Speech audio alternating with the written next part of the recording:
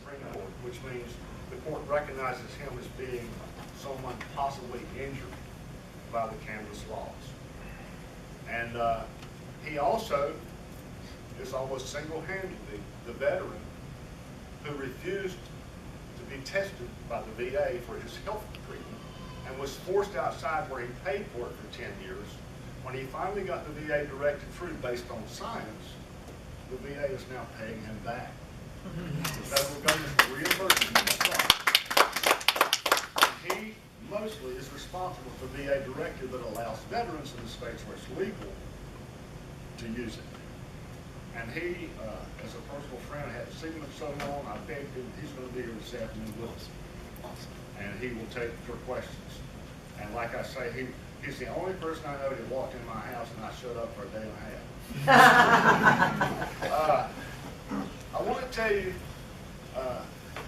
well, also we have Representative Kelly Alexander, who has promised to stop by this afternoon. He has introduced all three of our medical cannabis bills in North Carolina.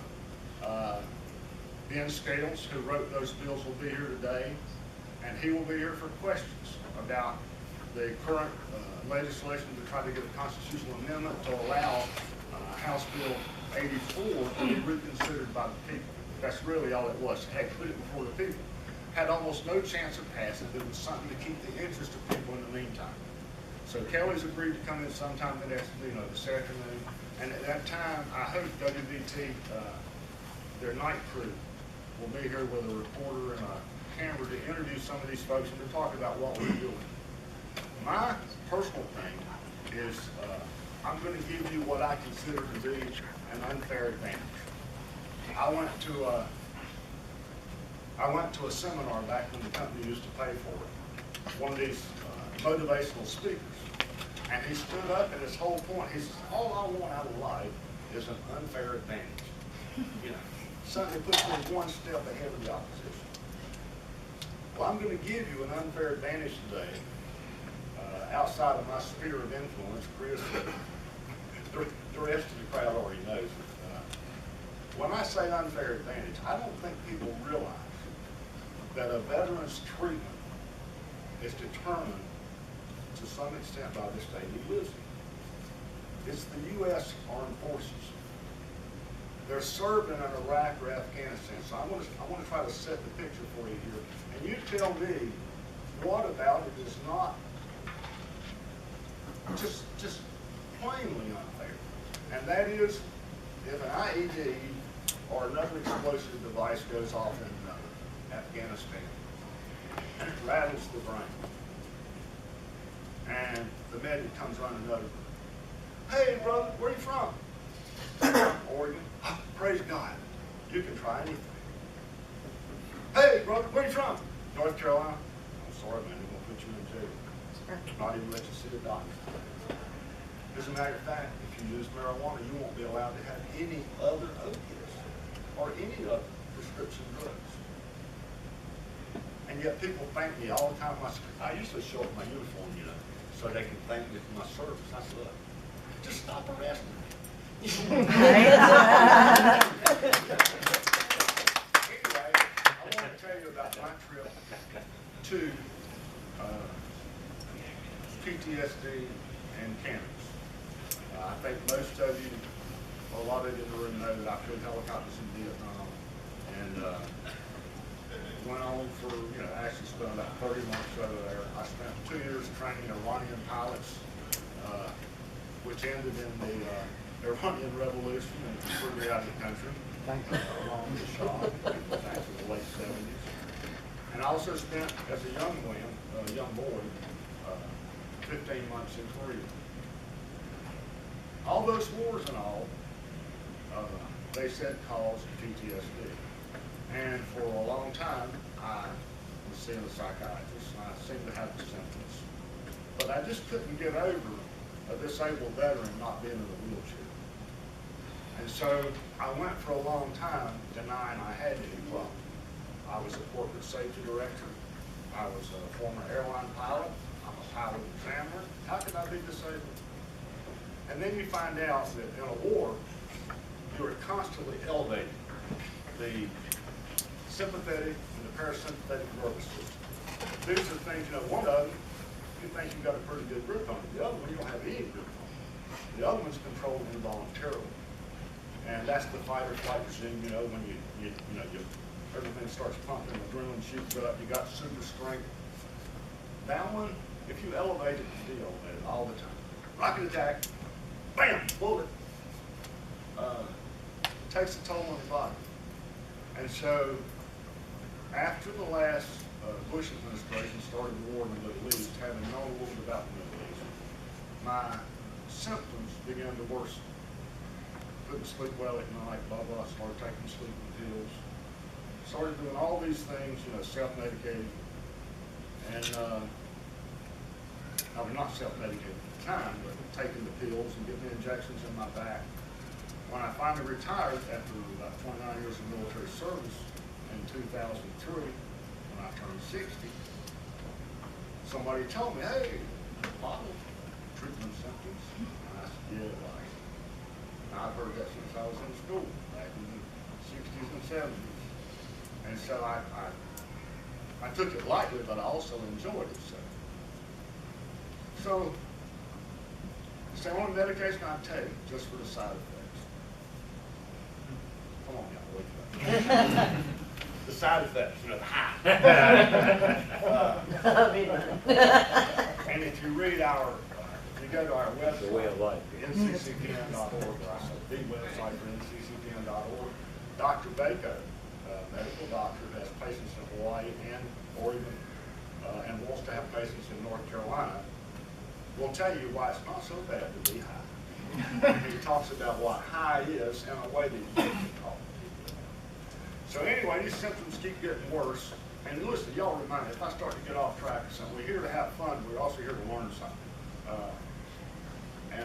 You know, my church background, you know, like last night I prayed before I came down here. I was talking to my preacher about it, and he said, you know, a little boy came through one day, and you know, the preacher tells me, it's the same, I preach the same Sunday every day. Hey, Johnny, you prayed last night? He said, preacher, I don't need something every day.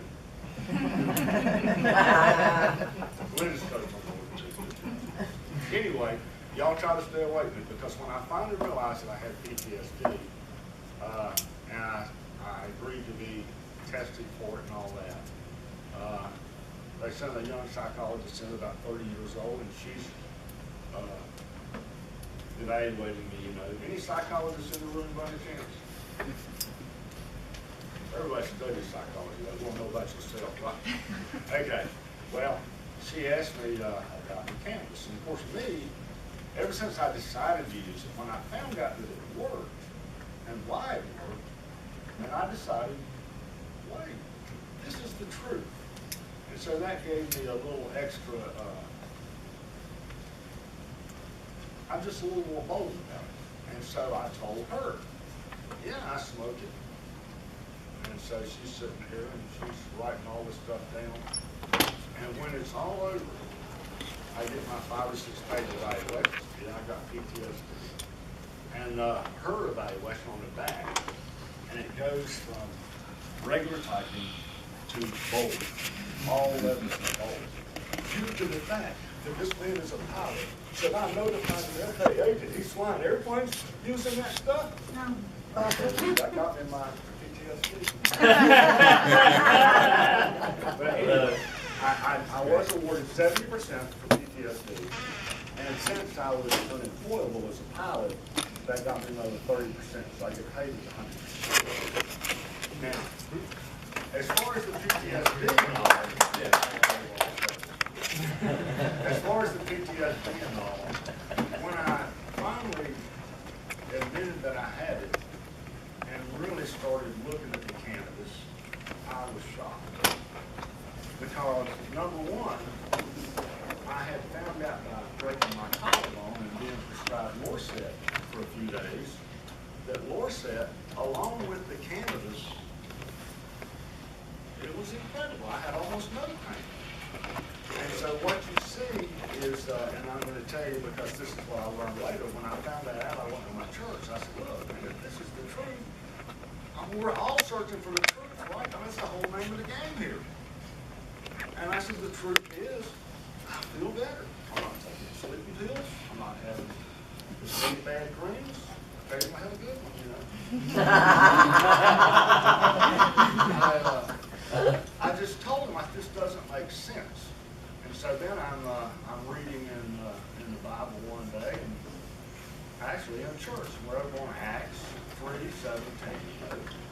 For those of you who don't go to church, St. Peter's one of the saints. He's talking to the Jewish people around